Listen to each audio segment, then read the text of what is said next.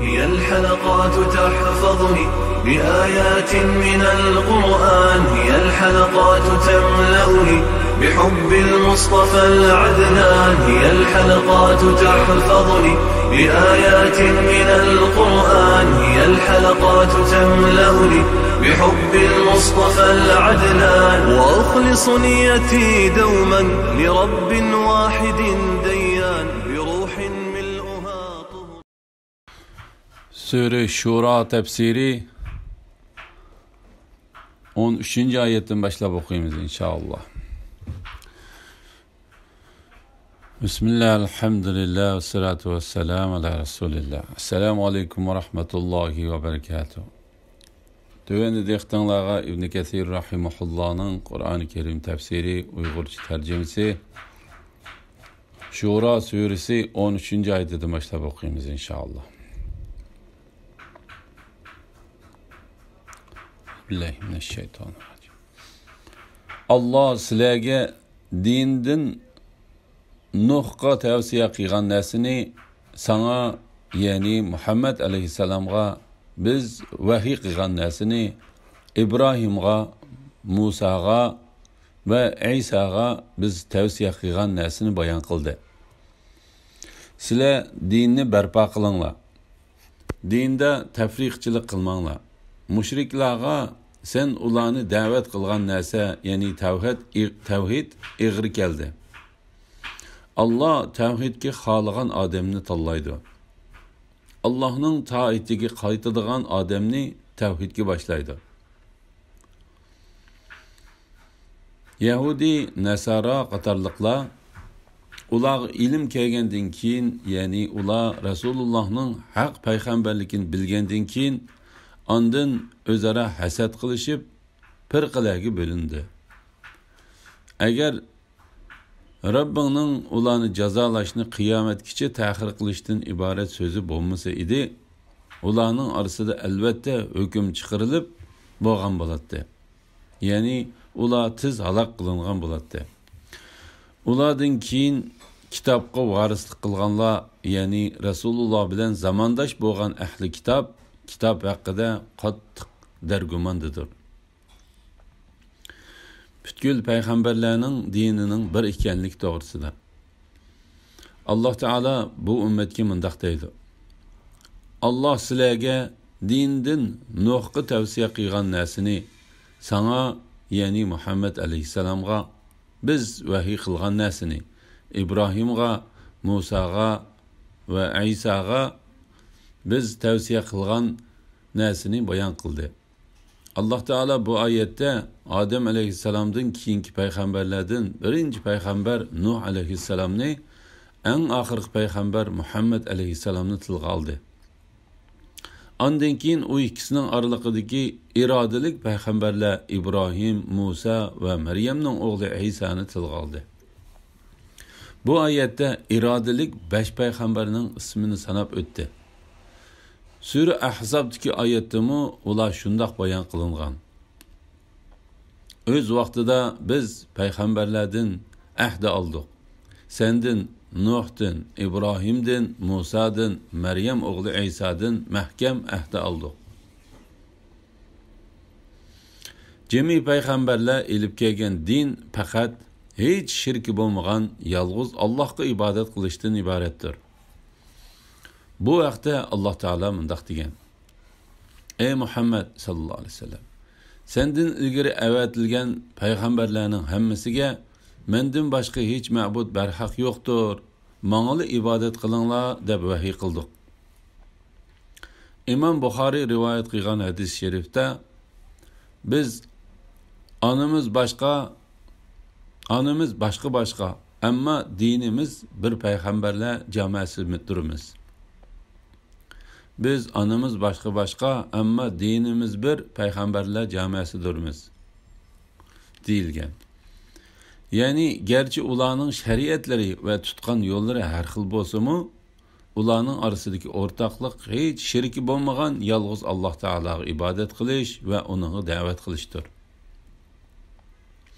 Allah Teala bu vaqtda mundaq degan: Ey ummatlar, Sizlarning har biringlarga bir xil shariat va ochiq yo'l tayin qildik. Sizlar dinni barpo qilinglar. Dinda tafriqchilik qilmanglar. Alloh taolo jami payg'ambarlarga birlashishni, o'm bo'lishni tavsiya qildi. Ularni bo'lgunchilikdan, ixtiloflashishdan chekladi. Mushriklarga sen ularni da'vat qilgan narsa, ya'ni tavhid ig'ir keldi. Ya'ni ey Muhammad sallallohu alayhi vasallam, sen ularni chaqirgan tavhid ularga tez tuyuldi. Shunga ular tavhidni inkor qildi. Allah tavhidga xohlagan odamni tanlaydi. Allohning taatiga qaytadigan odamni tavhidga boshlaydi. Ya'ni Alloh taolo hidoyat tepishga loyiq kishiga belgilaydi. Gumrohlikni to'g'ri yo'ldan gumrohlikni ustun bilib tanlagan odamga belgilaydi. La ilaha illalloh Muhammad rasululloh. İxtilofning sababi to'g'risida Yahudi, Nasara qatorliqlar ularga ilm kelgandan keyin, ya'ni ular Rasulullohning haq payg'ambarligini bilgandan keyin ondan o'zaro hasad qilishib firqalarga bo'lindi. Ya'ni ular o'zlariga haq yetib kelgan va dalil poki turg'izilgandan keyin ondan haq ustida ixtiloflashgan edi. Ularni shunday qilishga faqat bir-biriga zulm qilish, haq bilan qarshilashish, onunğa boyun tavla qilish ilib bordi. Agar Rabbingning ularni jazolashni qiyomatgacha ta'xir qilishdan iborat so'zi bo'lmasa edi, ularning orasida albatta hukm chiqarilib bo'lgan bo'ladi. Ya'ni ular tiz halok qilingan bo'ladi. Ya'ni agar Alloh taolaning bandalaridan hisob olishni qiyomat kunigacha kechiktirishdan iborat ilgari qilgan va'dasi bo'lmasa edi, ularga tegishli azobni cho'qim tizlatib bu dunyoda bergan bo'ladi. Ulardan keyin kitobga varislik qilganlar, ya'ni Rasululloh bilan zamondosh bo'lgan ahli kitob, ya'ni ilgariki haqni inkor qiluvchilardan keyin kelgan insonlar.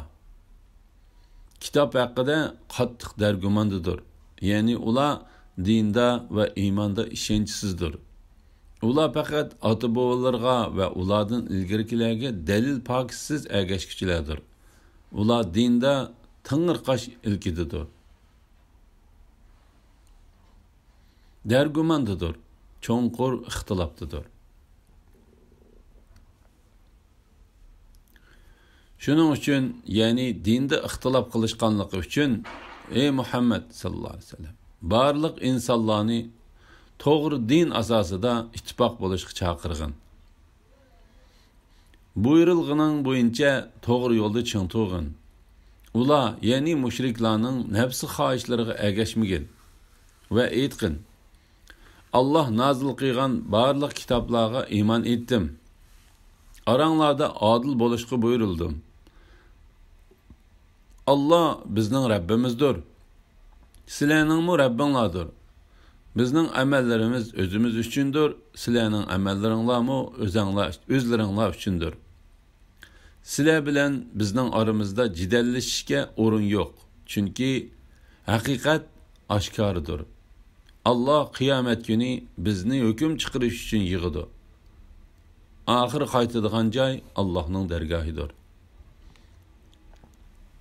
Bu oyat mustaqil 10 cümle sözünü öz içine algan bulup, onun her biri özüden ilgariki cümleden ayrılıp turduğan öz aldığı bir hükümdür.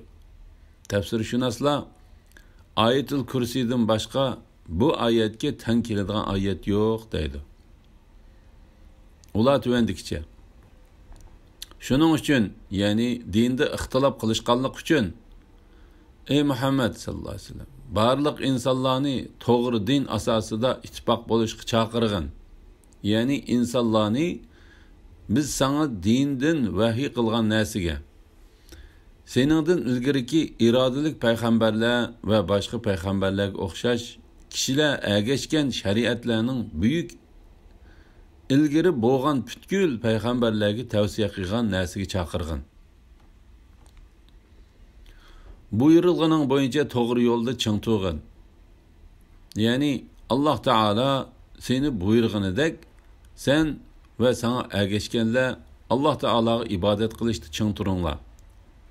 Ular, ya'ni mushriklarning nafsi xohishlariga ergashmagan. Ya'ni mushriklarning butlarga ibodat qilish uchun paydo qilgan va yolg'ondan o'ydirib chiqargan narsalarga ergashmagan. Ve aytqin, Allah nazil qilgan barliq kitoblarga iymon etdim.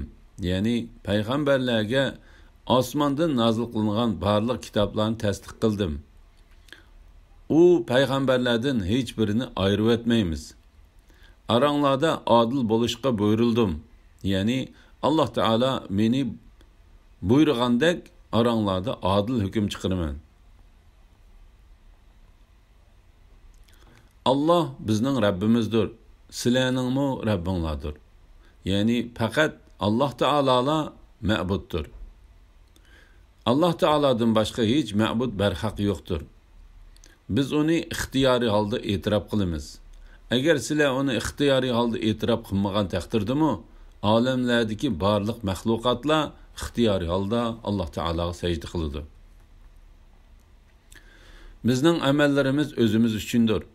Sizlarning amallaringlarmi o'zlaringlar uchundir. Ya'ni biz sizlardan ado judamiz. Bu vaqtda Alloh taolo mundaq deydi. Agar ular seni yolg'onchi qilishda ching tursa, mening amalim o'zim uchundir, sizlarning amalinglarmi o'zinglar uchundir. Mening amalimdan sizlar ado judasizlar, sizlarning qilmishinglardan menmi ado judaman. Ya'ni birov yana birovning qilgan gunohiga javobgar emas degan. Sizlar bilan bizning oramizda jidallashishga o'rin yo'q. Chunki haqiqat oshkoridir. Suddi bu hukm urush oyati nozil bo'lishdan burun tushgan dedi. Bu so'zning asosi kuchlikdir. Chunki bu oyat Makkada nozil bo'lgan. Urush qilishga doir oyat bo'lsa, hijratdan keyin nozil bo'lgan. Allah qiyomat kuni bizni hukm chiqarish uchun yig'idi. Alloh taolo bu vaqtda mundaq degan. Aytqinki, Rabbimiz bizni qiyomat kuni yig'idi. Ondan bizning oramizda haqliq bilan hukm chiqardi. Allah adil hukm qilguchidir. Xaloyiqning ahvolini bilgichidir. Oxiri qaytadigan joy Allohning dargohidir.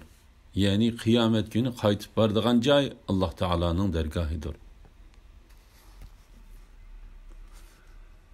Kishilar Allohning dinini qabul qilgandan keyin kishilarni iymondan to'sish uchun Allohning dinida husumat qilishganlarning dalillari Allohning dargohida botildir. Ular dunyoda g'azabga uchraydi. Oxiratda qattiq azobga duchor bo'ladi.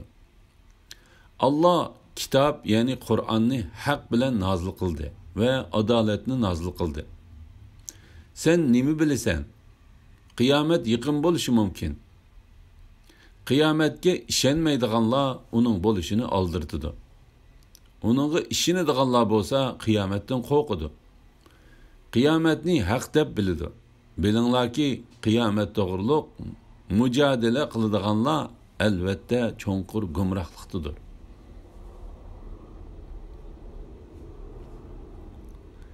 Dinda jidallashgan odamga beriladigan ogohlantirish to'g'risida. Alloh taologa iymon etgan kishilarni Alloh taoloning yo'lidan to'sqanlarni ogohlantirib mundaq deydi. Kishilar Allohning dinini qabul qilgandan keyin kishilarni iymondan to'sish uchun Allohning dinida husumat qilishganlarning, ya'ni Alloh taolo va Alloh taoloning payg'ambarining da'vatini qabul qilgan mu'minlarni mengayotgan to'g'ri yo'ldan to'sish uchun husumat qilishganlarning dalillari Allohning dargohida botildir.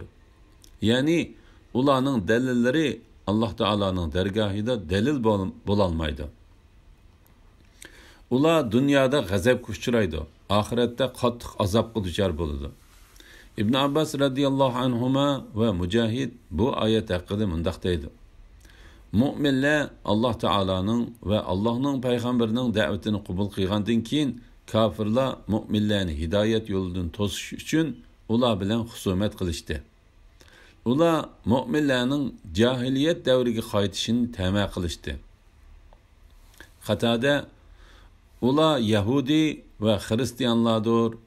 Ular müminlərə bizning dinimiz sizlarning dininglardan yaxshi. Bizning payg'ambarimiz sizlarning payg'ambaringlardan ilgari kelgan. Biz sizlardan afzal. Alloh taologa iymon etishga biz sizlardan haqliqmiz dedi. Ular haqiqatan yolg'on so'zladi. Allah kitob, ya'ni Qur'onni haq bilan nozil qildi. Ya'ni Allah o'z dargohidan payg'ambarlarga nozil qilgan kitoblarni haq bilan nozil qildi ve adaletini nazil kıldı. Allah Teala bu vaqtda mundaq deydi. Biz hakikaten peygamberlerimizni roşen mucizeler bilen avatdik ve ular bilen billa insonlar adaletini barpo qilsin deb kitobni, qonunni tushirdik. Allah osmonni egiz yaratdi.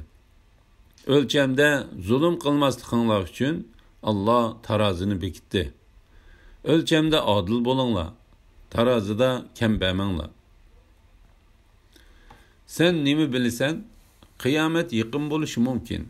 Bu ayet kişini kıyamet için dünyanı terk kılıp ibadet kılışka ve kıyametten korkuşka tergip kılıdı.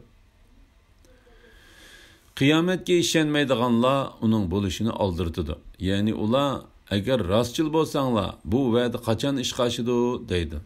Ula bu sözünü fakat kıyametini inkar kıyganlıkları onun hain bo'lishig'a ishonmay kafir bo'lganliklari va haddidan oshganliklari uchunla deydi.